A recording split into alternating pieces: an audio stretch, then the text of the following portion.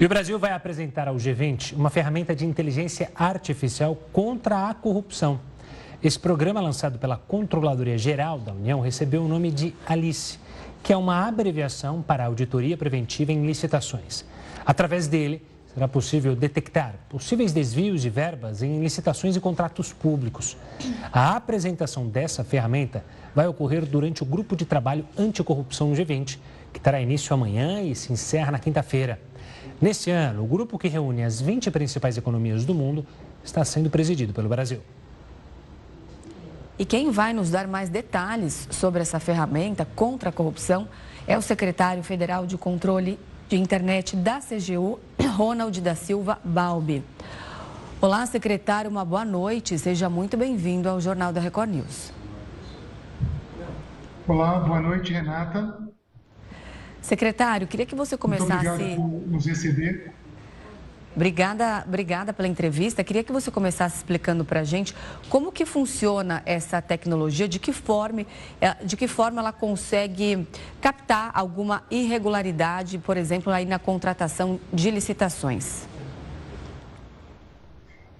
Essa ferramenta ela foi desenvolvida com esse objetivo de atuar de forma preventiva.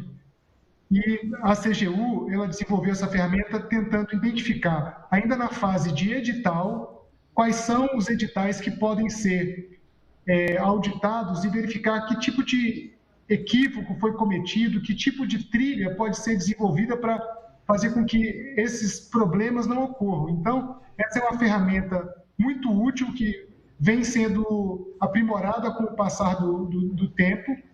E é uma ferramenta que tem que contar necessariamente com a ajuda de seres humanos, porque essas trilhas são desenvolvidas pelos auditores e o robô ele faz, na verdade, o processamento dessas trilhas para tornar mais eficaz e mais célere toda essa atuação.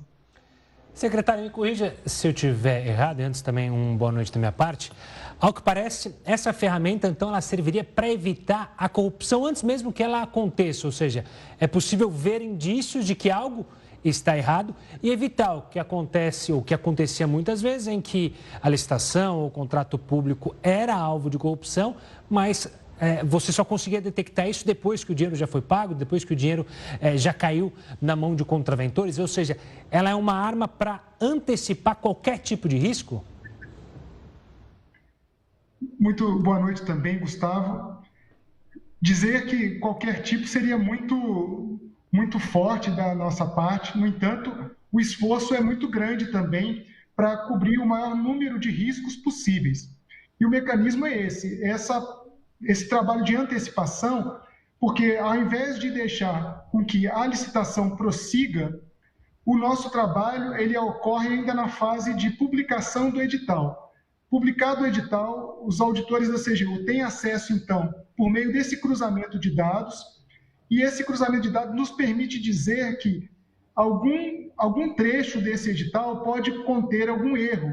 E, então, nós atuamos diretamente com os gestores públicos federais para que eles possam corrigir, sendo o caso, revogando determinados editais ou mesmo corrigindo falhas que, porventura, não poderiam acontecer na fase de contratação, na fase de pagamento dessas licitações. Então, é uma ferramenta que vem gerando muitos frutos positivos. Secretário, no caso dessas tecnologias que utilizam a inteligência artificial, elas podem falhar? Tem algum grau de precisão, um nível que elas atingem? Certamente. No desenvolvimento da ferramenta, logo no seu nascedouro, nós desenvolvemos um mecanismo estatístico para tentar identificar, para tentar, inclusive, minimizar o número de falsos positivos. Porque as trilhas são desenvolvidas, na melhor das hipóteses, tentando identificar algum tipo de cláusula que poderia permitir uma focalização dessa licitação. Então, as licitações elas precisam ser o mais ampla possível. Dessa maneira, ao fazer uma trilha, nós tentamos evitar com que esses problemas aconteçam, para que na hora do contrato, na hora do pagamento de determinado contrato, isso não venha acontecer. Agora, sem dúvida, é impossível evitar que mesmo falsos positivos aconteçam. Para isso é que a combinação entre inteligência artificial e inteligência humana é que precisa sempre estar presente, não só no nascedouro do robô, mas também ao longo de todo o desenvolvimento, porque para evitar que esses problemas de licitação aconteçam, é preciso ter esse bom senso, porque eventualmente o robô pode trazer algum tipo de trilha que, na verdade, ela não está bem analisada e precisa de ser vista com mais cuidado por quem conhece com mais profundidade aquela licitação, ou mesmo o próprio gestor federal,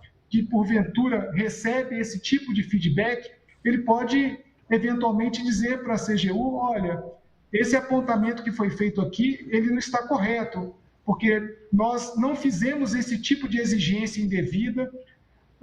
Essa cláusula do edital, ela respeita o que prevê a legislação. Atualmente, então, estamos sob a vigência de uma nova lei de licitações, a 14133, é uma lei que prevê uma série de requisitos, uma série de controles para que esses problemas não aconteçam. Então, o trabalho que fazemos nos dias atuais, ele mistura, como eu disse, tanto a inteligência artificial, porque o robô ele é capaz de fazer esses cruzamentos online durante todos os dias da semana, durante todos os dias do ano.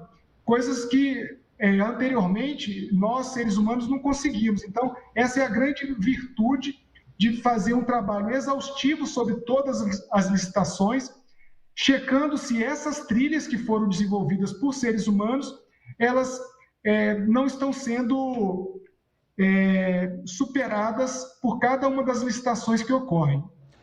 Secretário, em meio a uma preocupação em muitas áreas relacionadas à inteligência artificial, o quanto o senhor vê nessa área de auditoria, de contratos, positiva a entrada da inteligência artificial e o quanto isso pode ser repassado para outras áreas, não só para a Controladoria Federal, mas também, quem sabe, para estados, municípios. O senhor vê como uma perspectiva muito interessante o advento da inteligência artificial para a checagem desses contratos e de outras áreas para evitar a corrupção? Muito interessante essa questão, porque essa é uma vertente que nós desenvolvemos mais recentemente, porque o nosso trabalho ele se circunscreve nos gastos do governo federal. Mas o governo federal ele faz um repasse enorme de recursos para estados e municípios e nós compartilhamos essa ferramenta, o robô Alice, também com estados e municípios, para que eles possam, a partir do uso das mesmas bases de dados, eles possam também ter acesso a essas trilhas que são disponibilizadas, bastando para que estados e municípios consultem o site da CGU e façam a solicitação de acesso a esse sistema, que eles conseguem também ter acesso a essas trilhas. O mecanismo, no governo federal, são muitas licitações, mas estados e municípios também realizam, e para que o sistema funcione, o robô ele funciona a partir do sistema Comprasnet, o sistema que o governo federal tem e permite também a adesão por parte de estados e municípios. Acaso esses estados também utilizem esse mesmo sistema, o que é possível, porque não necessariamente são só as compras federais que estão nesse sistema, o robô consegue ter acesso a todas as licitações, independente se são licitações federais, estaduais ou municipais, e assim, eles, ao fazerem a adesão ao sistema, ao robô, eles conseguem também ter acesso a essas informações por parte e fazer também, da mesma maneira, um acompanhamento preventivo das suas licitações, o que vem a ser algo muito benéfico para a administração pública brasileira de uma maneira geral. Tá certo, secretário. Muito obrigada pela entrevista aqui no Jornal da Record News. Uma boa noite. Até mais. Boa noite. Boa noite. Muito obrigado.